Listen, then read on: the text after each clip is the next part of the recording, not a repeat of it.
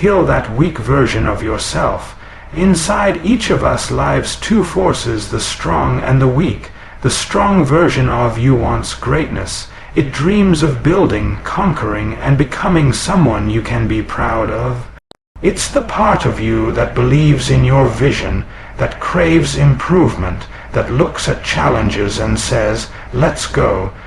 But there's also a weaker version, the one that's scared, lazy, and doubtful. It's the voice that tells you to skip the gym, to give up on your dreams, to take the easy road. That weaker version doesn't want to grow, it wants to survive. It wants comfort, not greatness, and every day you wake up, the two versions of you go to war. You have a choice every morning. Do you feed the strong self or the weak self? Because the one you feed is the one that lives. Kill that weak version of yourself. This is not about hating who you were. It's about letting go of the version of you that keeps holding you back, the version that settles, that blames, that complains, that never commits. You can't step into your future while still holding hands with your past. Killing that weak version takes sacrifice.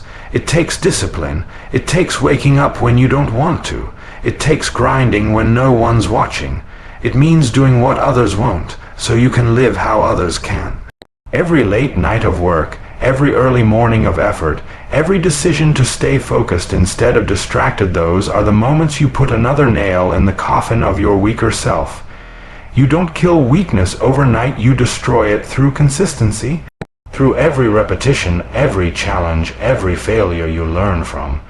Weakness dies when you refuse to give in to it. It dies when you replace comfort with commitment, fear with action, and doubt with faith. Understand this. Greatness doesn't belong to the chosen few. It belongs to the ones who choose to kill their weak self over and over again until there's nothing left but fire, focus, and unstoppable energy. So today, draw a line.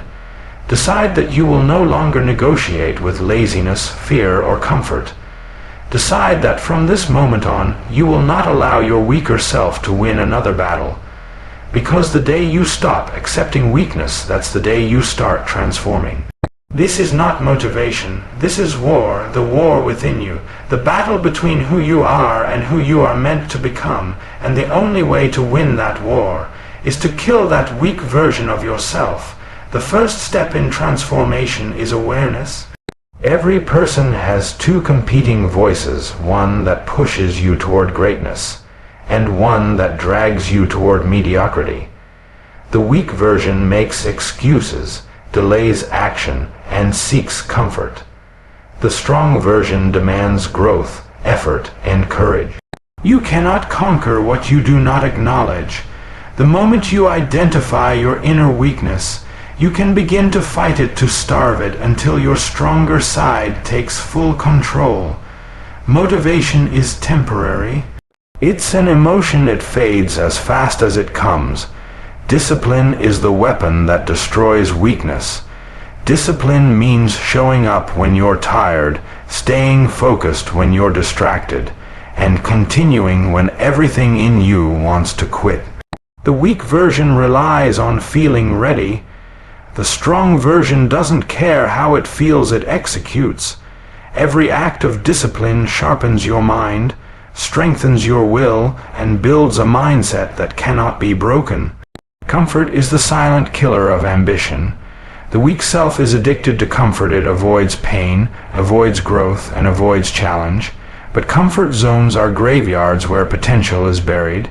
To kill the weak version of yourself, you must learn to be comfortable being uncomfortable. Choose the harder path.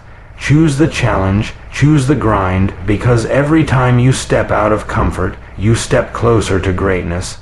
Talent might open doors, but consistency keeps them open. Weakness whispers, "You're doing enough." Strength replies, "Keep going."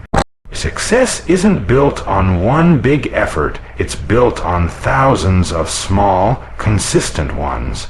Show up when no one claps. Practice when no one notices. Build when no one believes.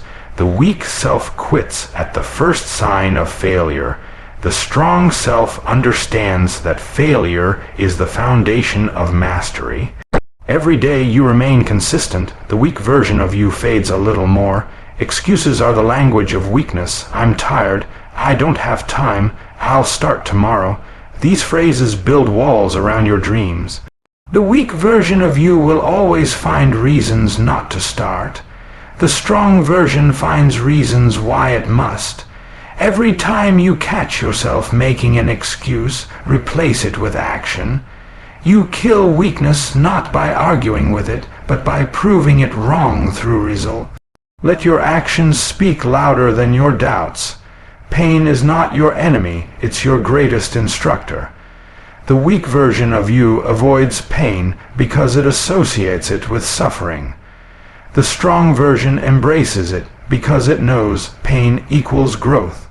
Every struggle, every rejection, every failure is sculpting you into something more powerful.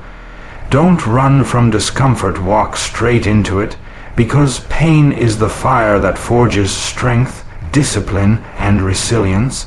The more you endure, the less power your weakness has over you. Killing the weak version of yourself is not a one-time act, it's a lifelong commitment. Every sunrise gives you a new chance to evolve, to rise stronger than yesterday. The weak self tries to resurrect through laziness, fear, and doubt, but every time you show up, every time you push forward, every time you refuse to quit, you bury it deeper. Reinvention means never settling. It means constantly upgrading your habits, your mindset, and your standards. It means being a better version of you every single day. So when you wake up tomorrow morning, look in the mirror and ask yourself which version of me will win today. The one that makes excuses or the one that takes action? The one that fears failure or the one that uses failure as fuel? Because the truth is, greatness isn't something you're born with, it's something you earn every single day by refusing to be weak. No one's coming to save you. No one's going to fight your battles for you. It's you versus you always has been, always will be. And if you want to rise, if you want to build the life you've always dreamed of, then you must bury the weaker version of yourself once and for all. Let the world meet the version of you that doesn't quit, the version that doesn't break, the version that turns pain into power. The stronger version of you is waiting, and it's time to let it take over. Kill your weakness, rise in strength, and never ever look back.